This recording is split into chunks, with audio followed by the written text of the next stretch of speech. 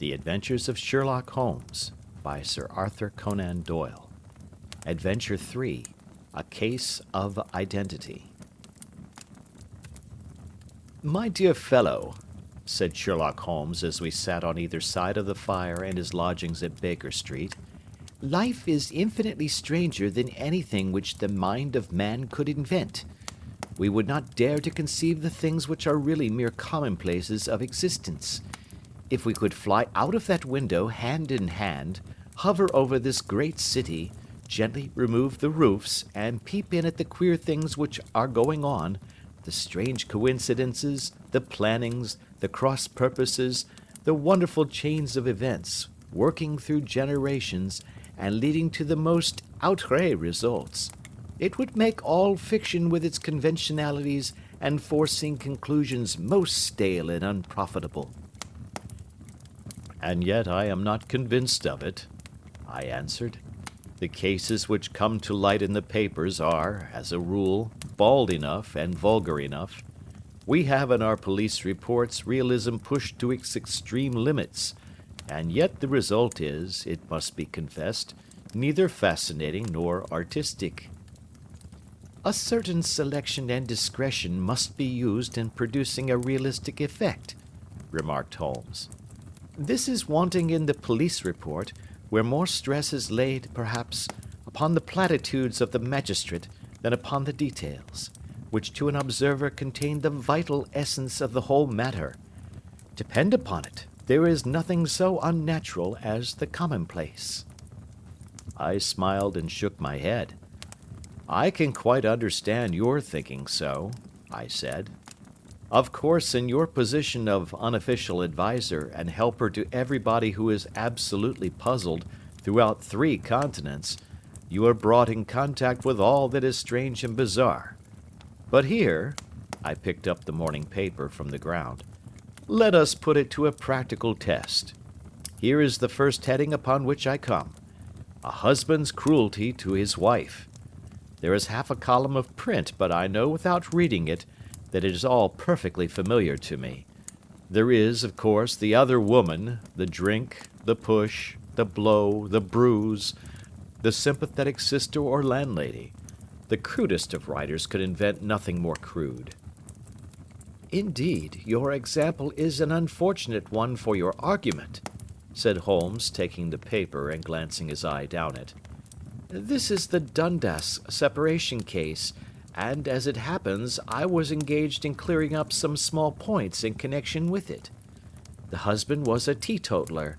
There was no other woman, and the conduct complained of was that he had drifted into the habit of winding up every meal by taking out his false teeth and hurling them at his wife, which, you will allow, is not an action likely to occur to the imagination of the average storyteller.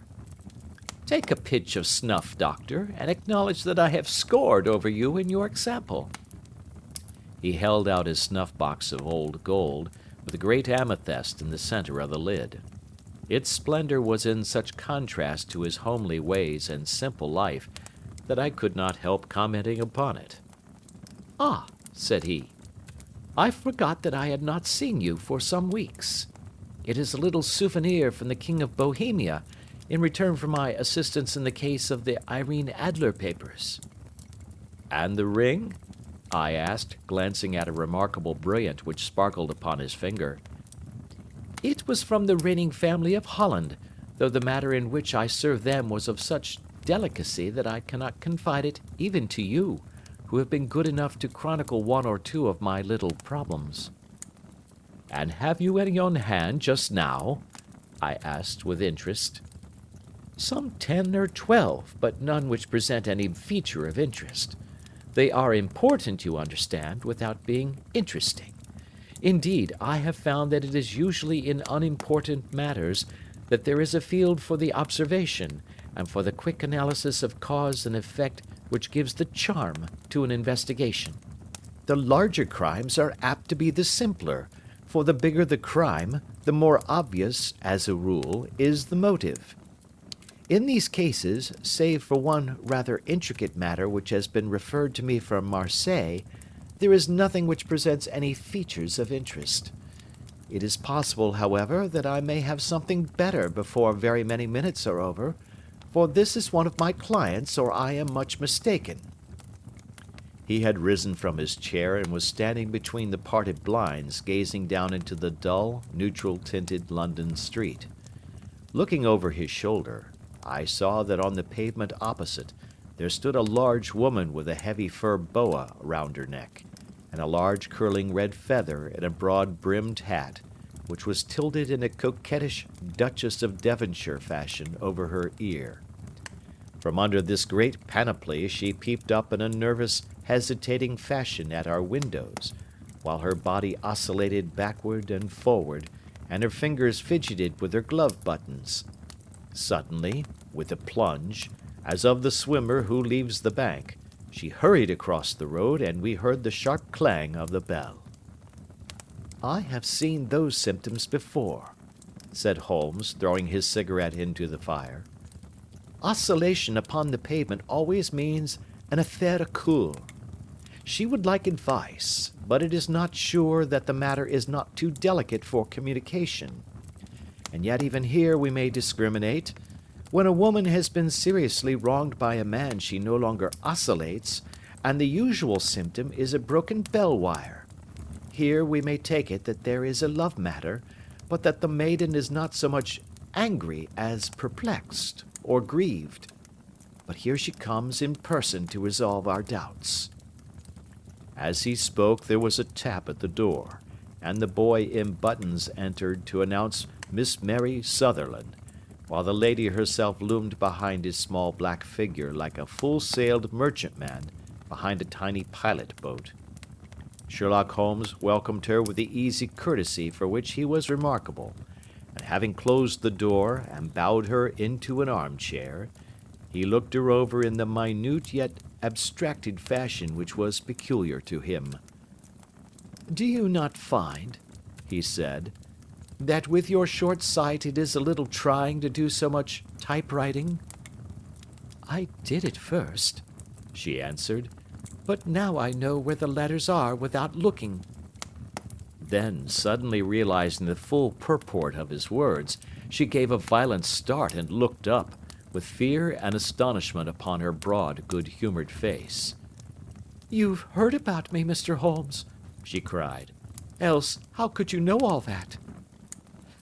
"Never mind," said Holmes, laughing. "It is my business to know things. Perhaps I have trained myself to see what others overlook. If not, why should you come to consult me?" "I came to you, sir, because I heard of you from Mrs. Etheridge, whose husband you found so easy when the police and everyone had given him up for dead. Oh, Mr. Holmes, I wish you would do as much for me. I'm not rich, but still I have 100 a year in my own right, besides the little that I make by the machine, and I would give it all to know what has become of Mr. Hosmer Angel." "Why did you come away to consult me in such a hurry?" asked Sherlock Holmes, with his fingertips together and his eyes to the ceiling. Again a startled look came over the somewhat vacuous face of Miss Mary Sutherland. "Yes, I did bang out of the house," she said, "for it made me angry to see the easy way in which Mr. Winbank, that is, my father, took it all. He would not go to the police, and he would not go to you, and so at last, as he would do nothing, and kept on saying that there was no harm done, it made me mad, and I just on with my things and came right away to you." "Your father?" said Holmes. "Your stepfather, surely, since the name is different." "Yes, my stepfather.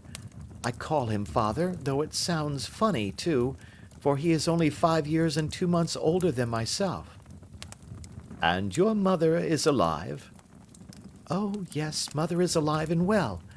I wasn't best pleased, Mr. Holmes, when she married again so soon after father's death, and a man who was nearly 15 years younger than herself. Father was a plumber in the Tottenham Court Road, and he left a tidy business behind him, which mother carried on with Mr. Hardy, the foreman. But when Mr. Windibank came, he made her sell the business, for he was very superior, being a traveller in wines. They got £4,700 for the goodwill and interest, which wasn't near as much as father could have got if he had been alive. I had expected to see Sherlock Holmes impatient under this rambling and inconsequential narrative, but on the contrary, he had listened with the greatest concentration of attention. "Your own little income," he asked, "does it come out of the business?" "Oh, no, sir. It is quite separate and was left me by my Uncle Ned in Auckland. It is in New Zealand stock, paying 4.5%. £2,500 was the amount, but I can only touch the interest." "You interest me extremely," said Holmes, "and since you draw so large a sum as 100 a year, with what you earn into the bargain, you no doubt travel a little and indulge yourself in every way. I believe that a single lady can get on very nicely upon an income of about £60. "I could do with much less than that, Mr. Holmes, but you understand that as long as I live at home, I don't wish to be a burden to them, and so they have the use of the money just while I am staying with them. Of course, that is only just for the time. Mr. Windibank draws my interest every quarter and pays it over to mother, and I find that I can do pretty well with what I earn at typewriting. It brings me twopence a sheet, and I can often do from 15 to 20 sheets in a day." "You have made your position very clear to me," said Holmes. "This is my friend, Dr. Watson, before whom you can speak as freely as before myself. Kindly tell us now all about your connection with Mr. Hosmer Angel."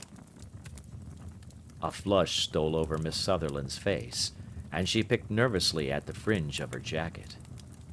"I met him first at the gasfitter's ball," she said. "They used to send father tickets when he was alive, and then afterwards they remembered us and sent them to mother. Mr. Windibank did not wish us to go. He never did wish us to go anywhere. He would get quite mad if I wanted so much as to join a Sunday school treat. But this time I was set on going, and I would go, for what right had he to prevent? He said the folk were not fit for us to know, when all father's friends were to be there, and he said that I had nothing fit to wear, when I had my purple plush that I had never so much as taken out of the drawer. At last, when nothing else would do, he went off to France upon the business of the firm, but we went, mother and I, with Mr. Hardy, who used to be our foreman, and it was there I met Mr. Hosmer Angel." "I suppose," said Holmes, "that when Mr. Windibank came back from France, he was very annoyed at your having gone to the ball." "Oh, well, he was very good about it. He laughed, I remember, and shrugged his shoulders, and said there was no use denying anything to a woman, for she would have her way." "I see. Then at the gasfitter's ball you met, as I understand, a gentleman called Mr. Hosmer Angel." "Yes, sir. I met him that night, and he called next day to ask if we had got home all safe, and after that we met him. That is to say, Mr. Holmes, I met him twice for walks, but after that father came back again, and Mr. Hosmer Angel could not come to the house any more." "No." "Well, you know father didn't like anything of the sort. He wouldn't have any visitors if he could help it, and he used to say that a woman should be happy in her own family circle. But then, as I used to say to mother, a woman wants her own circle to begin with, and I had not got mine yet." "But how about Mr. Hosmer Angel? Did he make no attempt to see you?" "Well, father was going off to France again in a week, and Hosmer wrote and said that it would be safer and better not to see each other until he had gone. We could write in the meantime, and he used to write every day. I took the letters in the morning, so there was no need for father to know." "Were you engaged to the gentleman at this time?" "Oh, yes, Mr. Holmes. We were engaged after the first walk that we took. Hosmer, Mr. Angel, was a cashier in an office in Leadenhall Street, and—" "What office?" That's the worst of it, Mr. Holmes. I don't know. Where did he live, then? He slept on the premises. And you don't know his address? No, except that it was Leadenhall Street. Where did you address your letters, then? To the Leadenhall Street post office, to be left till called for. He said that if they were sent to the office he would be chaffed by all the other clerks about having letters from a lady, so I offered to typewrite them, like he did his, but he wouldn't have that, for he said that when I wrote them, they seemed to come from me, but when they were typewritten he always felt that the machine had come between us. That will just show you how fond he was of me, Mr. Holmes, and the little things that he would think of. It was most suggestive, said Holmes.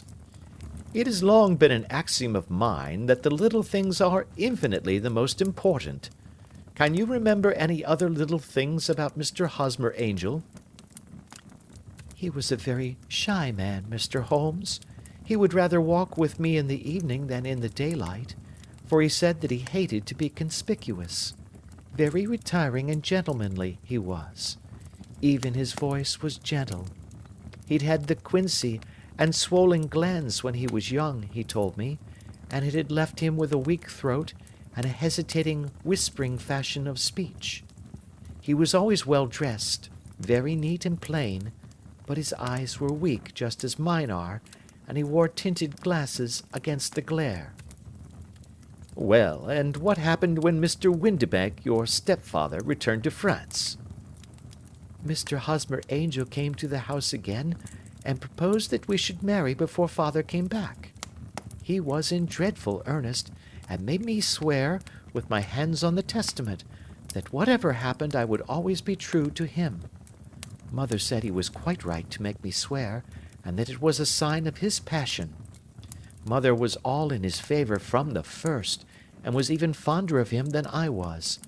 Then, when they talked of marrying within the week, I began to ask about father, but they both said never to mind about father, but just to tell him afterwards, and mother said she would make it all right with him. I didn't quite like that, Mr. Holmes. It seemed funny that I should ask his leave, as he was only a few years older than me, but I didn't want to do anything on the sly, so I wrote to father at Bordeaux, where the company has its French offices, but the letter came back to me on the very morning of the wedding. It missed him, then? Yes, sir, for he had started to England just before it arrived. Ha! That was unfortunate. Your wedding was arranged, then, for the Friday.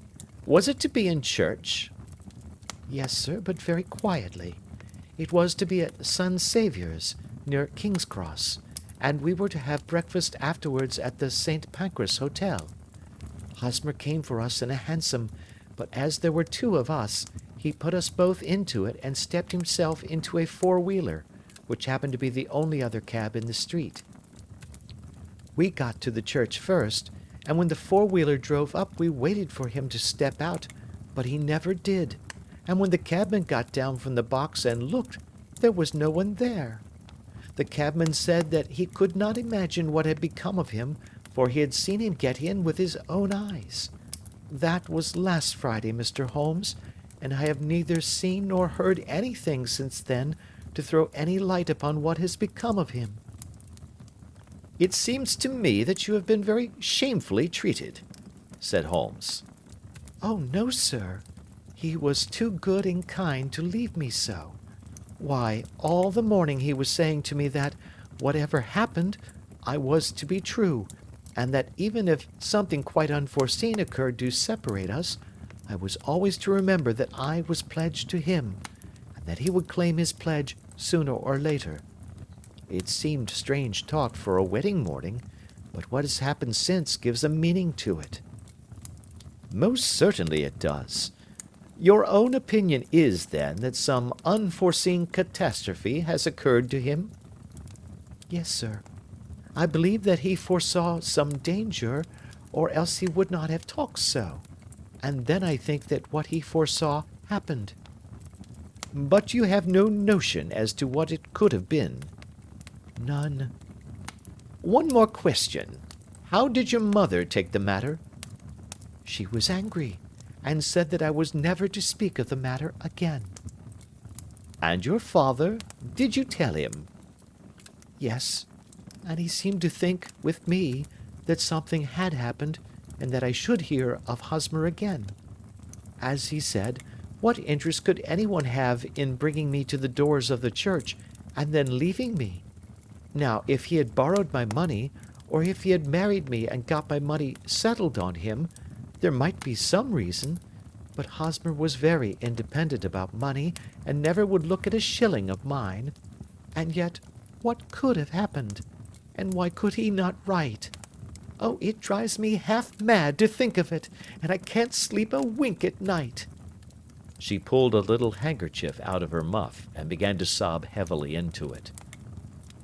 I shall glance into the case for you, said Holmes, rising, and I have no doubt that we shall reach some definite result.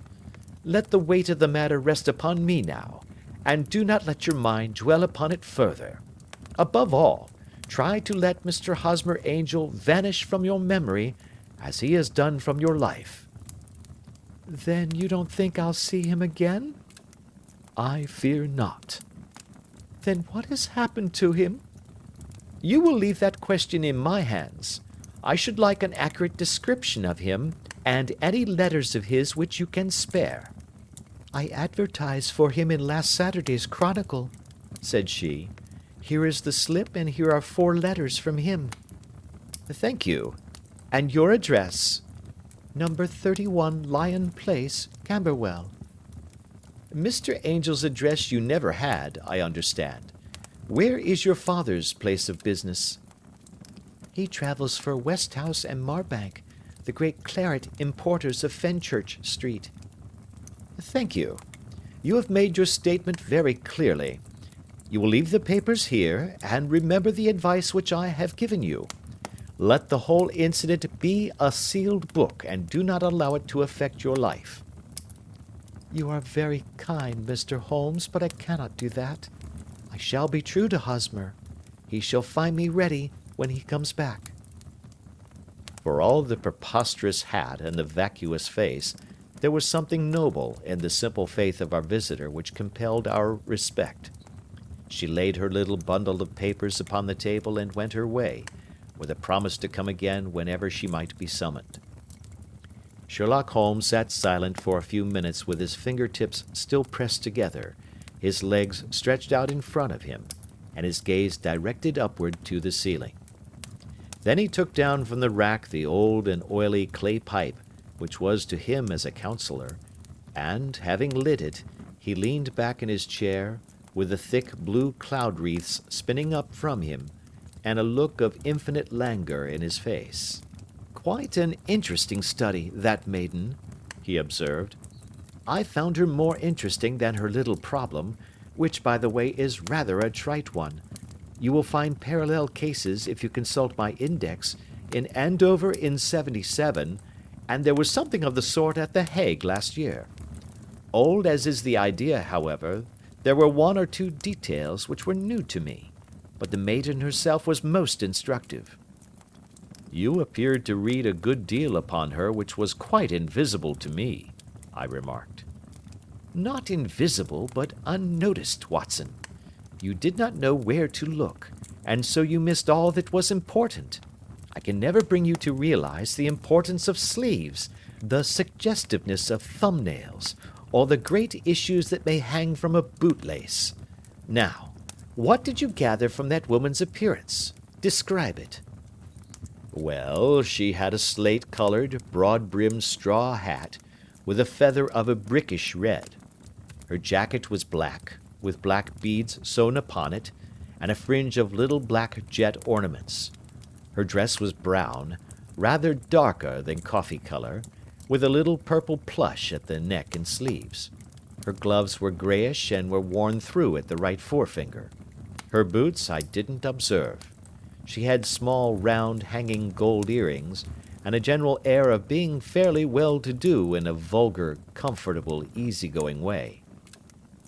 Sherlock Holmes clapped his hands softly together and chuckled. "Upon my word, Watson, you are coming along wonderfully. you have really done very well indeed. It is true that you have missed everything of importance, but you have hit upon the method, and you have a quick eye for colour. Never trust to general impressions, my boy, but concentrate yourself upon details. My first glance is always at a woman's sleeve. In a man it is perhaps better first to take the knee of the trouser. As you observe, this woman had plush upon her sleeves, which is a most useful material for showing traces. The double line a little above the wrist, where the typewriter presses against the table, was beautifully defined.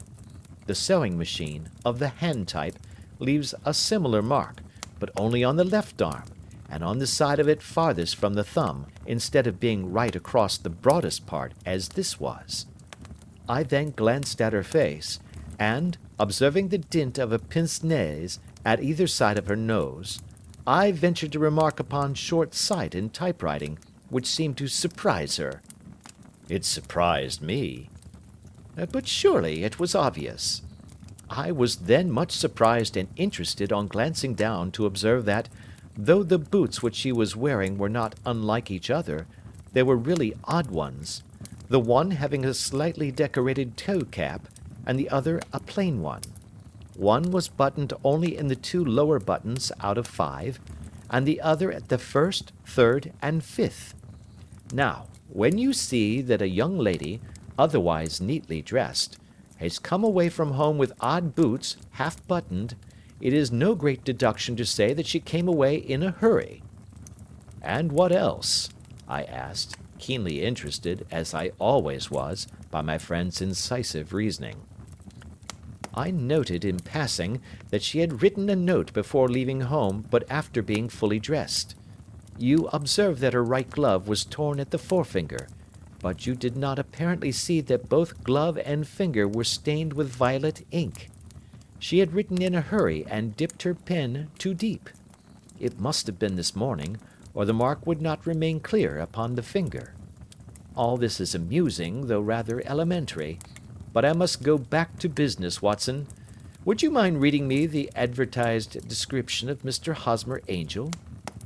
I held the little printed slip to the light.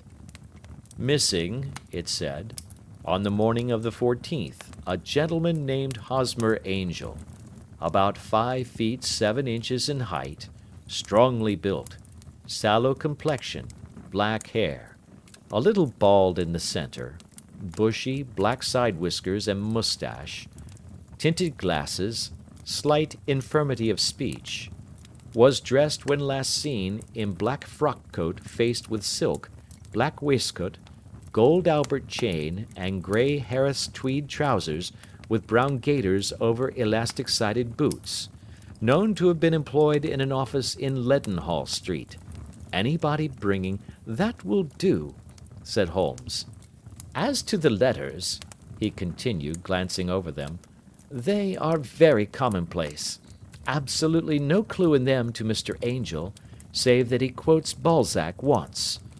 There is one remarkable point, however, which will no doubt strike you.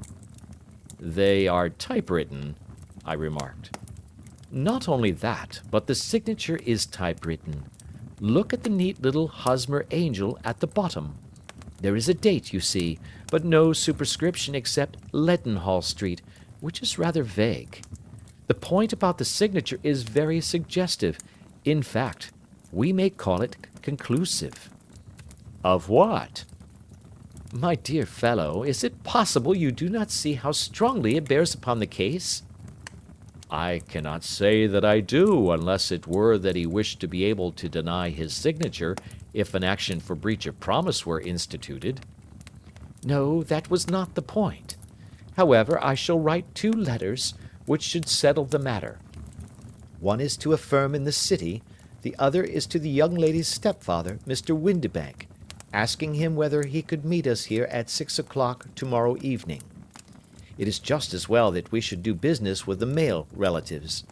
And now, Doctor, we can do nothing until the answers to those letters come, so we may put our little problem upon the shelf for the interim.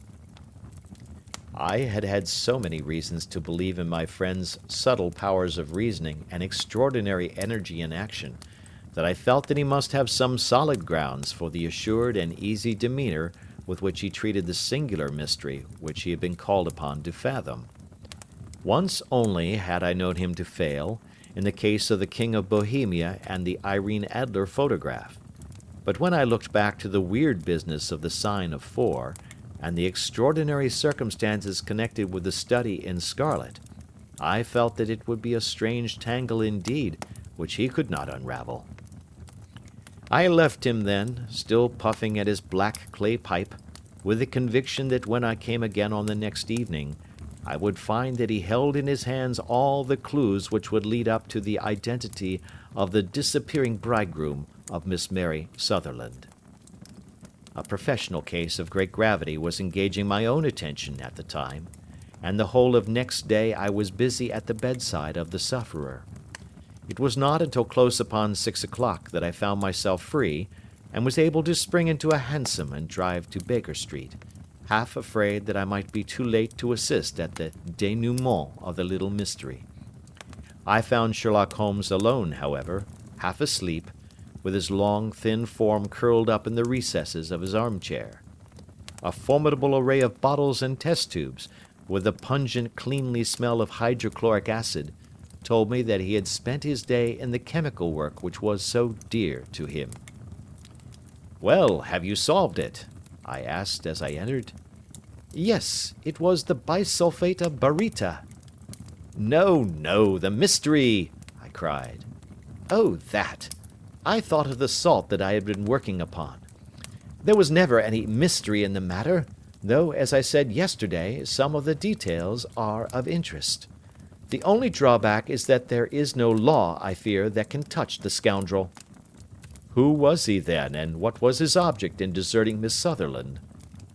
The question was hardly out of my mouth, and Holmes had not yet opened his lips to reply, when we heard a heavy footfall in the passage, and a tap at the door. "This is the girl's stepfather, Mr. James Windibank," said Holmes. "He has written to me to say that he would be here at 6. Come in." The man who entered was a sturdy, middle-sized fellow, some 30 years of age, clean-shaven and sallow-skinned, with a bland, insinuating manner, and a pair of wonderfully sharp and penetrating grey eyes. He shot a questioning glance at each of us, placed his shiny top hat upon the sideboard, and with a slight bow sidled down into the nearest chair. "Good evening, Mr. James Windibank," said Holmes. "I think that this typewritten letter is from you, in which you have made an appointment with me for 6 o'clock?" "Yes, sir. I am afraid that I am a little late, but I am not quite my own master, you know. I am sorry that Miss Sutherland has troubled you about this little matter, for I think it is far better not to wash linen of the sort in public. It was quite against my wishes that she came, but she is a very excitable, impulsive girl, as you may have noticed, and she is not easily controlled when she has made up her mind on a point. Of course, I did not mind you so much, as you are not connected with the official police, but it is not pleasant to have a family misfortune like this noised abroad. Besides, it is a useless expense, for how could you possibly find this Hosmer Angel?" "On the contrary," said Holmes quietly, "I have every reason to believe that I will succeed in discovering Mr. Hosmer Angel." Mr. Windibank gave a violent start and dropped his gloves. "I am delighted to hear it," he said. "It is a curious thing," remarked Holmes, "that a typewriter has really quite as much individuality as a man's handwriting. Unless they are quite new, no two of them write exactly alike. Some letters get more worn than others, and some wear only on one side. Now, you remark in this note of yours, Mr. Windibank, that in every case there is some little slurring over of the E, and a slight defect in the tail of the R. There are 14 other characteristics, but those are the more obvious." "We do all our correspondence with this machine at the office, and no doubt it is a little worn," our visitor answered, glancing keenly at Holmes with his bright little eyes. And now I will show you what is really a very interesting study, Mr. Windibank," Holmes continued. "I think of writing another little monograph some of these days on the typewriter and its relation to crime. It is a subject to which I have devoted some little attention. I have here 4 letters which purport to come from the missing man. They are all typewritten. In each case, not only are the E's slurred and the R's tailless, but you will observe, if you care to use my magnifying lens, that the 14 other characteristics to which I have alluded are there as well." Mr. Windibank sprang out of his chair and picked up his hat. "I cannot waste time over this sort of fantastic talk, Mr. Holmes," he said. "If you can catch the man, catch him, and let me know when you have done it." "Certainly," said Holmes, stepping over and turning the key in the door. "I let you know then that I have caught him." "What? Where?" shouted Mr. Windibank, turning white to his lips and glancing about him like a rat in a trap. "Oh, it won't do. Really, it won't," said Holmes suavely. "There is no possible getting out of it, Mr. Windibank. It is quite too transparent, and it was a very bad compliment when you said that it was impossible for me to solve so simple a question. That's right. Sit down and let us talk it over." Our visitor collapsed into a chair, with a ghastly face and a glitter of moisture on his brow. It's not actionable," he stammered. "I am very much afraid that it is not. But between ourselves, Windibank, it was as cruel and selfish and heartless a trick in a petty way as ever came before me. Now, let me just run over the course of events, and you will contradict me if I go wrong." The man sat huddled up in his chair, with his head sunk upon his breast, like one who is utterly crushed. Holmes stuck his feet up on the corner of the mantelpiece, and leaning back with his hands in his pockets, began talking rather to himself, as it seemed, than to us. "The man married a woman very much older than himself for her money," said he, "and he enjoyed the use of the money of the daughter as long as she lived with them. It was a considerable sum, for people in their position, and the loss of it would have made a serious difference. It was worth an effort to preserve it. The daughter was of a good, amiable disposition, but affectionate and warm-hearted in her ways, so that it was evident that with her fair personal advantages and her little income, she would not be allowed to remain single long. Now her marriage would mean, of course, the loss of 100 a year, so what does her stepfather do to prevent it? He takes the obvious course of keeping her at home and forbidding her to seek the company of people of her own age. But soon he found that that would not answer forever. She became restive, insisted upon her rights, and finally announced her positive intention of going to a certain ball. What does her clever stepfather do then? He conceives an idea more creditable to his head than to his heart.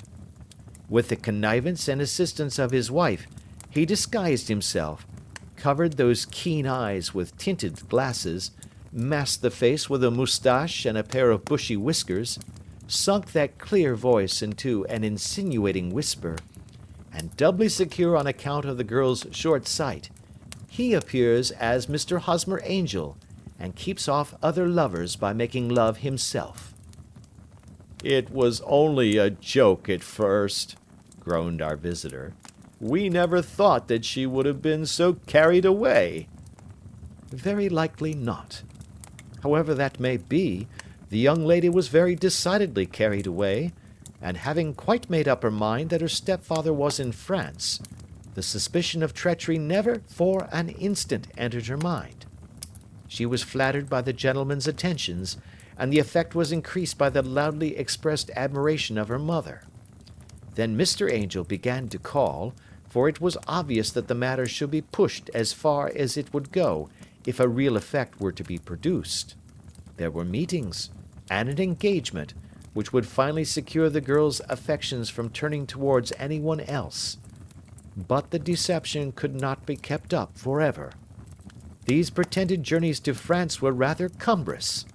The thing to do was clearly to bring the business to an end in such a dramatic manner that it would leave a permanent impression upon the young lady's mind, and prevent her from looking upon any other suitor for some time to come. Hence those vows of fidelity exacted upon a testament, and hence also the allusions to a possibility of something happening on the very morning of the wedding. James Windibank wished Miss Sutherland to be so bound to Hosmer Angel, and so uncertain as to his fate, that for 10 years to come, at any rate, she would not listen to another man. As far as the church door he brought her, and then, as he could go no farther, he conveniently vanished away by the old trick of stepping in at one door of a four-wheeler, and out at the other. I think that was the chain of events, Mr. Windibank." Our visitor had recovered something of his assurance while Holmes had been talking, and he rose from his chair now with a cold sneer upon his pale face.